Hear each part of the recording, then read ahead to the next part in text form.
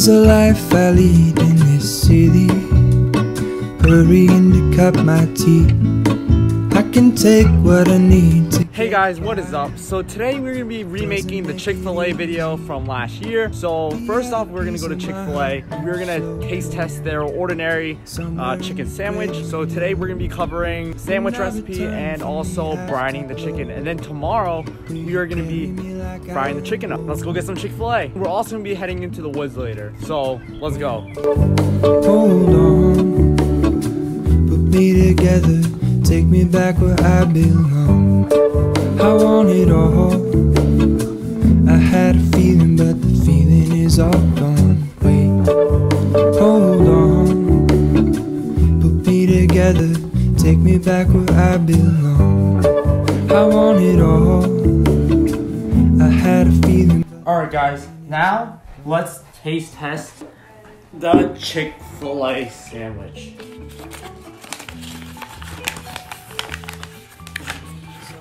Alright guys, and here is the Chick-fil-A sandwich. There's no sauce in here. Look at these pickles. That's very disappointing. This chicken looks pretty good. Buns, oh my gosh. So ugly. We're gonna make much better buns, and our chicken is gonna be much juicier and tastier. So let's give it a try. Very dry. Buns are not even that toasted. Overall, like 5 out of 10. So yeah, let me just finish this up and let's go make the buns first. Alright, so first off with the bun recipe, you're going to want to make the starter first. So first, you're just going to want to add in 2 tablespoons of bread flour and also 6 tablespoons of water. But you can also do a 1/4 cup of water plus 2 tablespoons.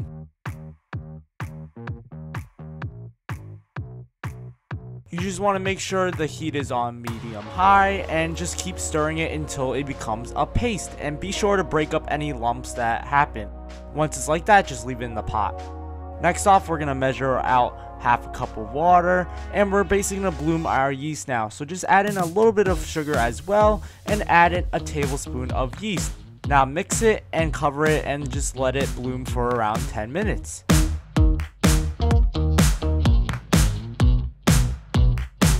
Alright, now it's time to measure out our dry ingredients. So just go ahead and put your bowl on the scale, and you're going to want to measure out 320 grams of bread flour, 1 teaspoon of salt, 3 tablespoons of sugar, and 1 tablespoon of dry milk powder.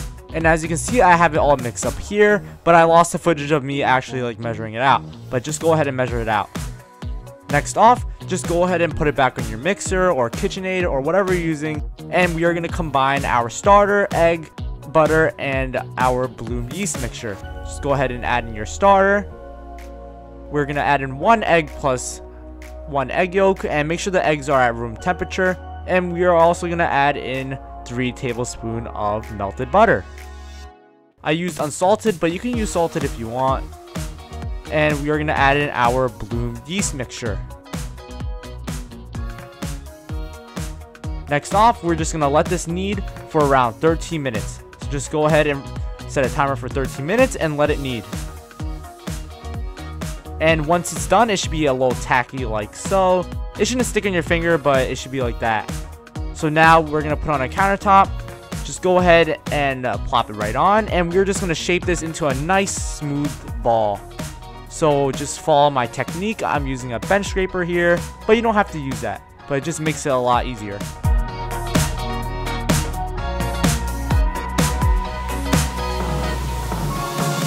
Next off, go get yourself a medium to large bowl, spray it with a little bit of Pam, put your dough ball right in, and we're going to cover it up with some saran wrap and place it into a proofer for an hour at around 80 degrees. But if you don't have a proofer, just leave it somewhere warm. Alright, while your dough is proofing, we are going to go marinate our chicken thighs now. So right here, I got a package of chicken thighs, and it has around 6 deboned thighs in it. And we got a pickle jar right here, and we're just going to place them all right in. And we're basically going to top it off with some pickle juice. Just go ahead and pour it and just fill it up until it hits the top. Now we're going to hit around 2 teaspoons of salt in it. A couple teaspoons of black peppercorn, 2 teaspoons of cayenne pepper, around half a tablespoon of paprika, and 2 cloves of garlic that's smashed.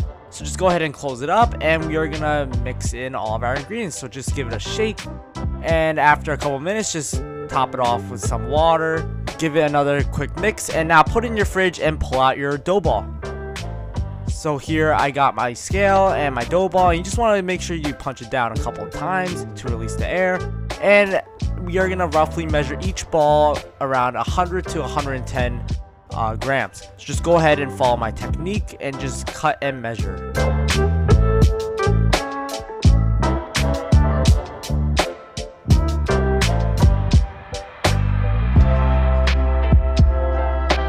Alright, after you're done measuring all your dough balls, just go ahead and remove your scale, and now we're going to form these into nice round balls. So just go ahead and follow what I'm doing.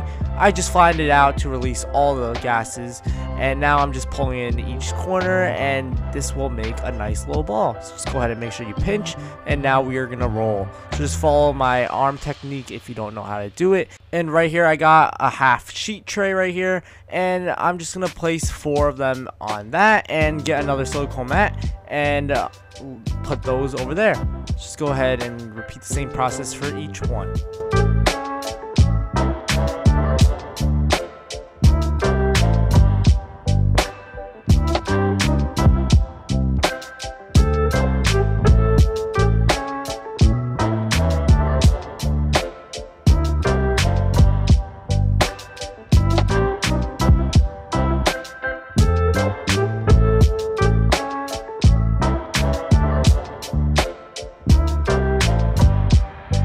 Alright, after you're done rolling your ball, now it's time to let it proof one more time. So just go ahead and get another sheet tray and put it right on top, and we're going to proof these for around 1 hour.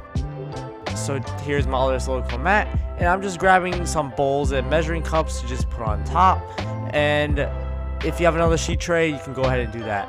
After your 1 hour is done, now we're going to make our egg wash. So I got 1 egg cracked, and we're adding in around 2 tablespoons of water. Just go ahead and mix it up. And now we are gonna go ahead and brush it on. So just be a little gentle and not to deflate it. So just apply it lightly and make sure you fully coat it everywhere.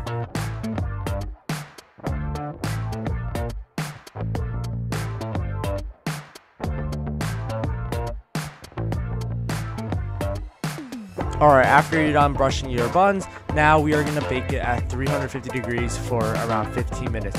Just go ahead and place it in the middle rack, and be sure to flip it halfway, and if it gets a little too brown, just put a tin foil on top like me. Just look at that.